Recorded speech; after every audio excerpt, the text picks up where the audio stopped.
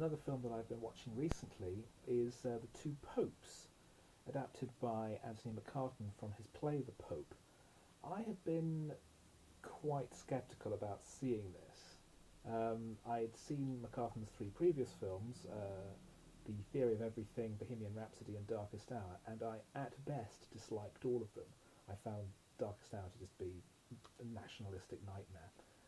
So I was very concerned about this and how it was going to turn out, and to my shock, I really enjoyed it. It's the story of the relationship between Pope Benedict XVI, Joseph Ratzinger, and his successor, Pope Francis, Jorge Bergoglio. One is a German traditionalist, the other is Argentinian and more progressive and much more aware of the modern world, at least as far as the Catholic Church goes. And there was competition between the two of them in 2005 when there was going to be a successor elected for Pope John Paul II, and then after a few years, Benedict decided that he could no longer continue, that for whatever reason there needed to be a new, fresh, more open and more forward leader for the Catholic world. So he begins to, in his own subtle way, groom Bergoglio, despite his being a very different man, a different minister from himself, as his potential successor. The film manifests largely as a long series of two-handers, with Jonathan Pryce as Bergoglio and Anthony Hopkins as Ratzinger. And it is a triumph of acting.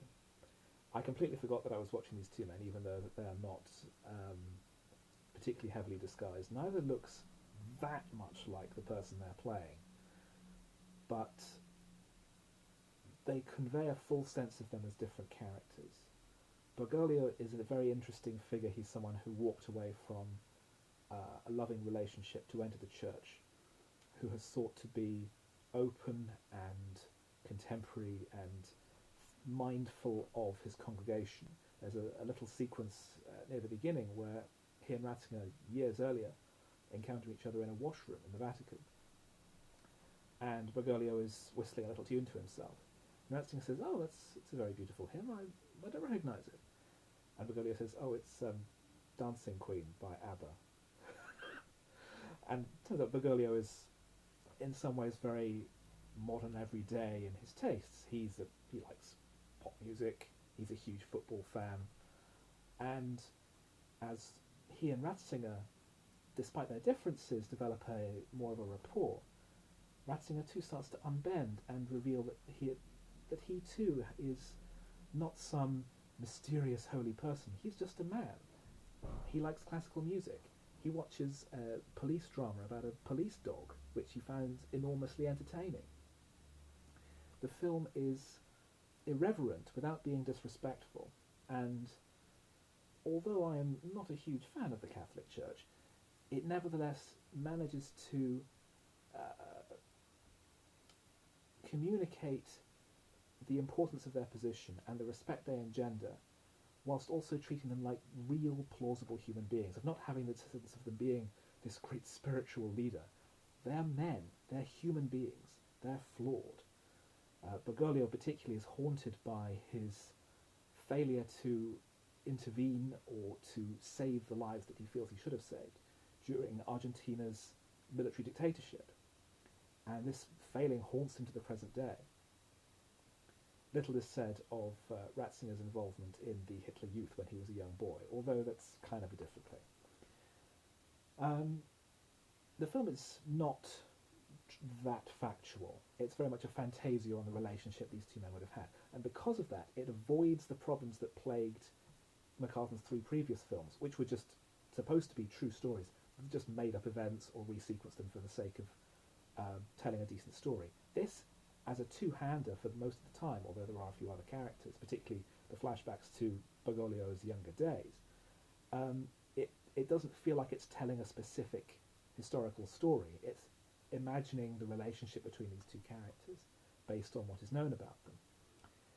I found it a really engaging, interesting story, brilliantly currently directed by Fernando Meirelles, the Brazilian filmmaker, I think, who finds a way to make all these two-hander conversations visually very, very engaging. And also the flashback sequences have an energy and a viscerality to portray Buenos Aires at the end of the 70s, start of the 80s. I really, really enjoyed it. I would recommend it very highly to religious and non-religious people. It's one of those films, in fact, where I, as a person who has no religious faith at all, I can watch it and I can sort of understand the attitude of those who do. It's giving me a window into the mindset and philosophy of a group of people that would otherwise be totally alien to me.